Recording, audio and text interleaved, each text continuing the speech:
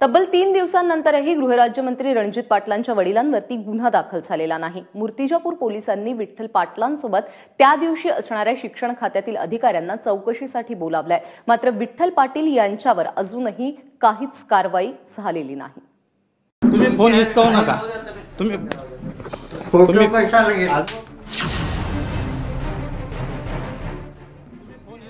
असलं कृत्य जर तुम्ही केलं असतं तर आतापर्यंत पोलिसांनी तुम्हाला थर्ड डिग्री देऊन तुमच्यावर 4 गुन्हे दाखल केले असते।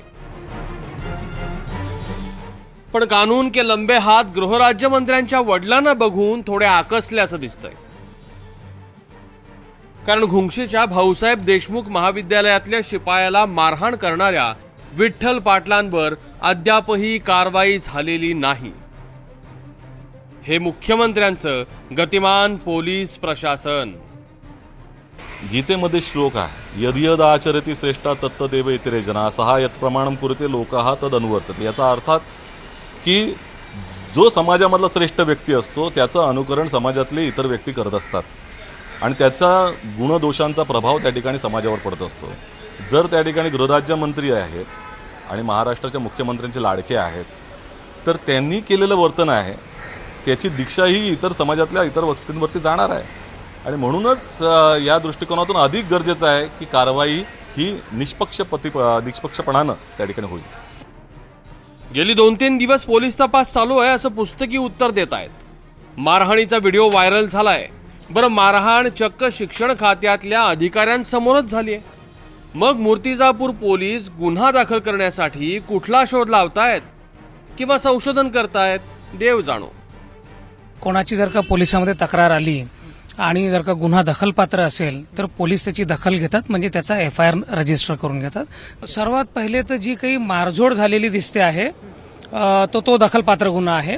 दुसरं असं की तुम्ही कोणाच्याही प्रायव्हेट प्रेमाइसेसमध्ये विदाऊट अथॉरिटी जर का जात असाल, बिना परवानगी शिरत असाल तर ट्रेसपासचाही गुन्हा लागतो आणि ज्या अधिकाऱ्यांनी यांच्यासोबत गेलेले आहेत ते सगळे कलम 34 खाली सहभागी आहेत त्या गुन्ह्यामध्ये असं आपण म्हणू शकतो।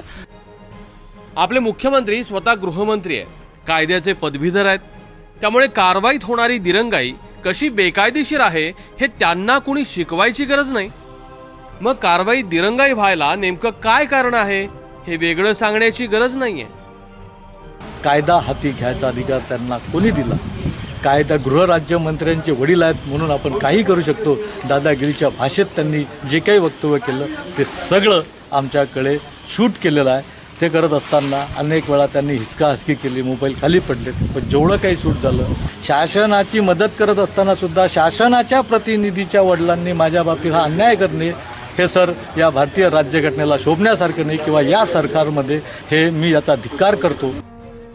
रणजित पाटील आणि वाद हे फार जुनं समीकरण आहे। 2010 साली निवडणूक प्रतिज्ञापत्रात रणजित पाटलांनी संपत्तीची माहिती लपवली। पाटील कुटुंबातल्या 10 जणांची नावं अकोला आणि मूर्तिजापूर अशा दोन्ही ठिकाणच्या मतदार याद्यांमध्ये सापडली। रणजित पाटील यांच्याकडे पवित्रकार आणि पाटील अशा 2 आडनावांची निवडणूक ओळखपत्र मिळाली। PA त्र्यंबक कासार यांची नियुक्ती नियमबाह्य पद्धतीनं केल्याचं प्रकरणही गाजलं। ऐन दुष्काळात संपत्तीचं प्रदर्शन करत आलिशान दिवाळी मिलन कार्यक्रम आयोजित केला। पानसरे हत्या प्रकरणातील आरोपी समीर गायकवाडला पाठीशी घालणारी वक्तव्यही केली। आता इतके पराक्रम नावावर असूनही मुख्यमंत्री रणजित पाटलांना पाठीशी का घालतायत हा प्रश्नच आहे।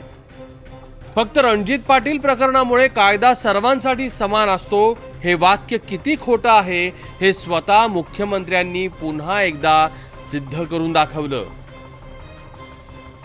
ब्युरो रिपोर्ट, ABP माझा।